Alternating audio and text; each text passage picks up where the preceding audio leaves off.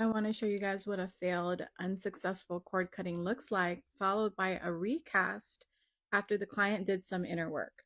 So I took you to just before the cord burns, and let's watch what happens.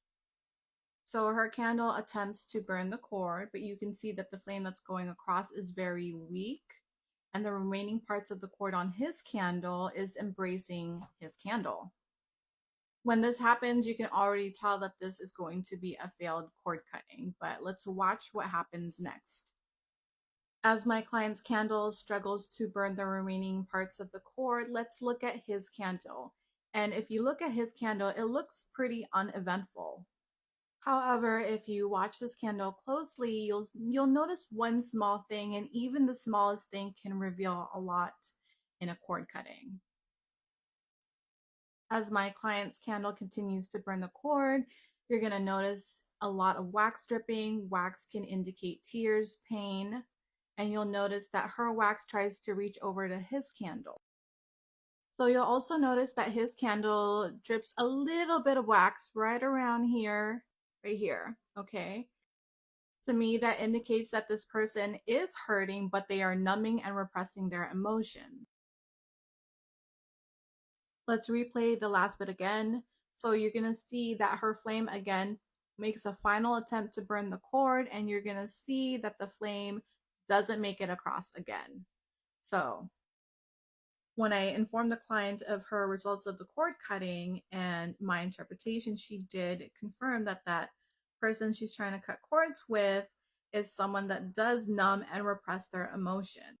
I had suggested to the client that she do some form of inner work, whatever that may be.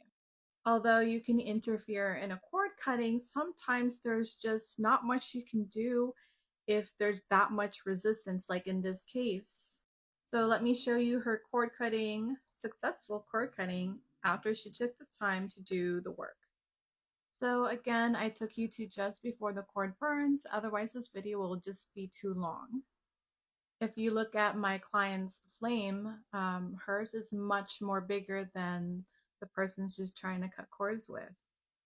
I thought this recast was very interesting because you can start to see that both of them kind of like compete to burn the cord. So take note of their candles. Hers is pretty much uneventful for the most part, but look at his. He's producing more wax, which indicates tears and pain compared to the last cord cutting. Now he's burning off the cord. So in this case, normally if the other person burns the cord off first, I would interpret it differently. But because they were so close, that to me indicates that both of them just wanted to move on from each other. Some of the white wax that's on the bottom is the wax that I used to pour to hold the candles in place. Let's watch it again. So when the cord burns, look at the characteristic of the flame and how it catches on fire when it reaches onto her side, as compared to the last cord cutting where it barely made it across and wouldn't light when it made it across. Look at that big flame again in the back.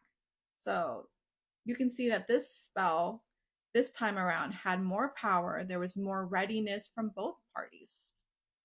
So just because the recipient burns the cord first and it's not the client, it doesn't necessarily mean it's a bad thing. Sometimes it happens where the other person burns the cord, but like I said, in this case, neck and neck, either one of them was going to burn it first. And upon sharing these results and interpretation with the client, she did feel so much better this time around.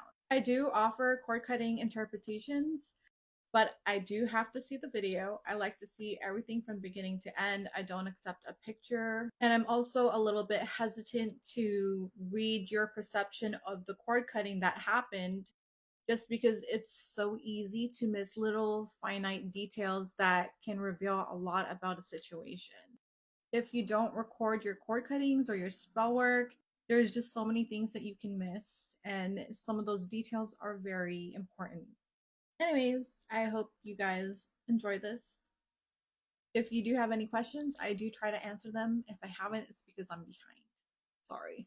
I love you guys.